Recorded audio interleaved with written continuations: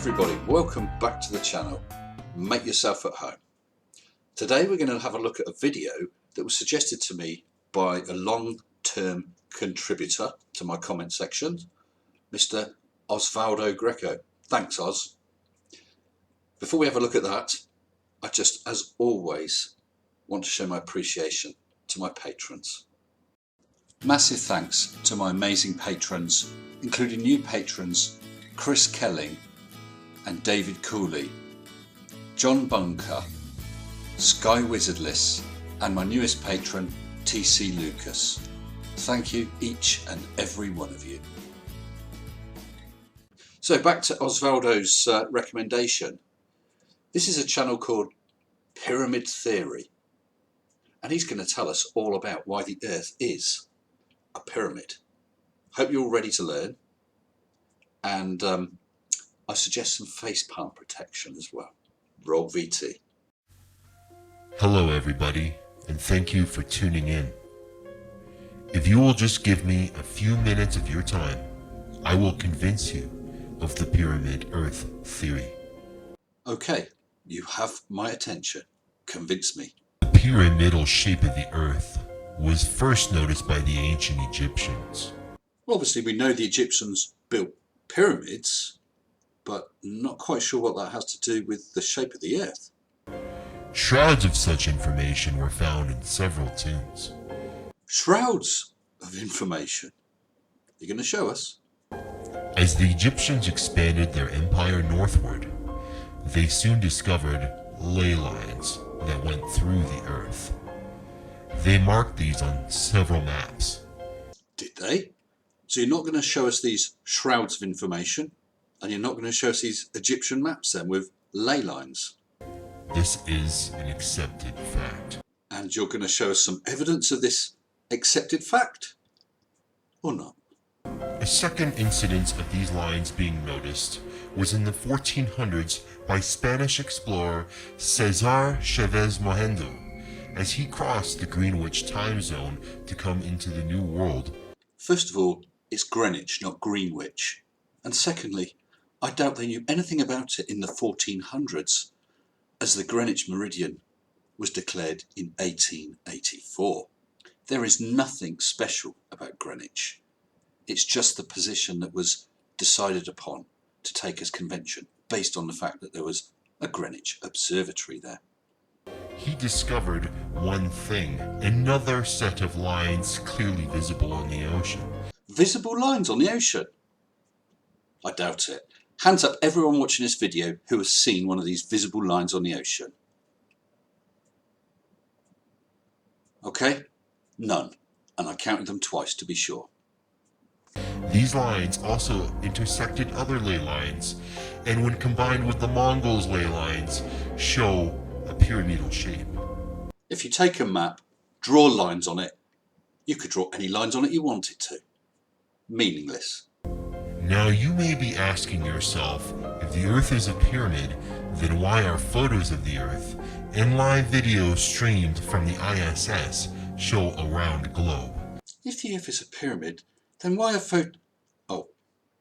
Well, the answer is very simple. Go on. Around the 1960s, as the US and Russian space programs took off, they noticed these things. The first pictures of the Earth revealed the pyramidal shape. Well, since we've known that the Earth is a sphere for hundreds and hundreds of years, when we first went into space, I should damn well hope that we would notice if it's suddenly a pyramid. Well, why change it? Why change history and tell people the Earth is round when in fact it is a pyramid? Well, the governments funded the studies and funded the research associated with astronomy. No government would want to show all of the money wasted, billions, trillions of dollars. Well, I don't think that the communist USSR was publicly accountable for its finances. I doubt they worried about what their people thought. And in fact, as part of the space race, which you mentioned, what a killer. They could turn around and mock the Americans for having spent so much money on the space program and not knowing that the Earth was a pyramid. Now you may ask yourself, how did they disclose this when we have live videos from the ISS showing an oval Earth, and we also have photos showing the round Earth?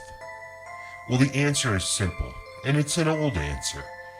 Oh, I know this one. It's reasons, and it's whoa.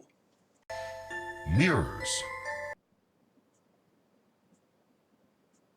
Now, we use mirrors in everyday applications for hundreds of years now, even thousands. Looking into a mirror distorts light. As the light is refracted back to you, it distorts it, it reverses it. Two things. Number one, reversal is not distortion. And number two, it's reflection, not refraction. Mirrors, concave mirrors, or funhouse mirrors are able to make long and tall objects seem round. It's very simple. Have you ever been in a funhouse and looked in the mirror? Well, funhouse mirrors with their wibbly wobbly surface, they are distorting the image. Red alert, red alert, red alert, red alert. Now imagine a concave or convex mirror, large one, was placed above the Earth in a certain diameter in the atmosphere or above. What would happen? Could you take the pyramid shape and make it round? Absolutely. Unbelievable. So are you suggesting that in the late 60s and 70s, somehow someone placed a humongous great reflecting mirror just so that they could take photos of a pyramid Earth warped to look round? I defy you to show one photograph of a pyramid looking like a sphere because of a mirror.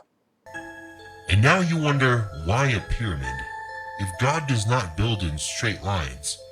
No, I do not wonder why a pyramid if God does not build in straight lines. When he turns up, I'll ask him.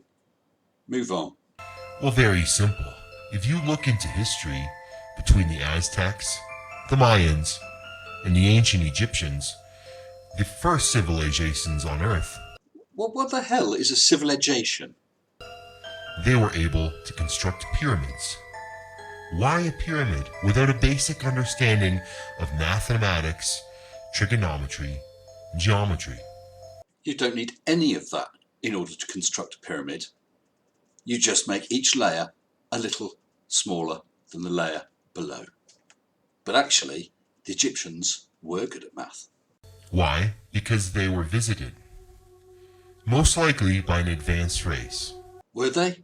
I call bullshit. If you look in Egypt, there are lithographs, paintings, and drawings. There are no lithographs, since that was invented in 1796. Of extraworldly beings contacting them. You will see the same in the Mayan, the Incan empires. It's not so hard to believe. Actually it is. You ask, what is the core of the Earth? A massive Toblerone chocolate? Well, it's been long led to believe that it's molten rock inside. This is not far from the truth. What it is, however, may surprise you. I knew it.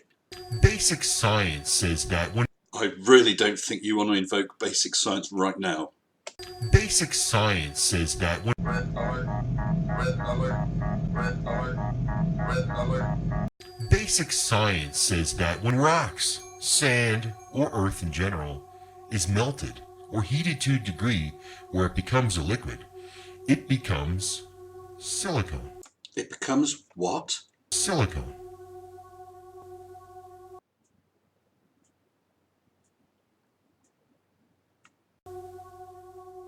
What is the advantage of a silicone core? Well, where do you find silicone? You will find it in modern electrical devices. You will find it in your phone, your computer, and the headphones you're listening to listen to this broadcast. It is a superconductive material. No. I'm going to put you out of my misery. Silicon is a brittle crystalline solid. atomic number 14. And it's not a superconductor, it's a semiconductor. But yes, it is used in computer chips, hence Silicon Valley. What you keep mentioning, and the image that you have shown, is silicone, which is a man-made polymer. It does not occur naturally. Silicone can be used as an adhesive or as a sealant. Of course, there are many other really important uses for this material. So why have billions of kilograms of silicone? Well, what advantage would it be? Well, it is more than likely a superconductor for whomever contacted those civilizations in the first place. Right, stop that! Silly! And look at these facts. They're very compelling and very true. They're not facts, they're not compelling, and they're not true. You don't know the difference between silicon and silicone, so I don't think we're going to listen to you. So as for convincing us, not so much. Try again another time. Guys, thanks for joining me again. If you haven't already, please like and subscribe. Just hit mini-me down in the corner. Look forward to seeing you all again next time. Until then, stay sensible. Grrr, grrr. Shut up and sit down.